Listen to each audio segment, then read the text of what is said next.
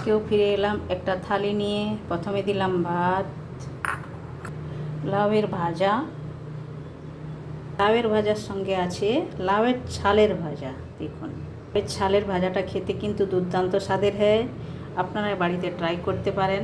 তার সঙ্গে আছে দুটো লঙ্কার ভাজিয়া, পেঁয়াজের পকোড়া দুটো,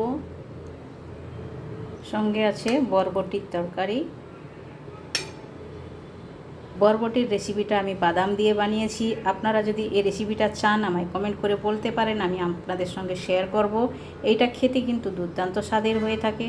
আর আছে সজনে ডাঁটা, আলু, পেঁপে, বড়ি দিয়ে ঝোল বানিয়েছি বেগুন দিয়ে, সঙ্গে দিলাম একটা কাঁচা লঙ্কা, পাতে একটি রসগোল্লা।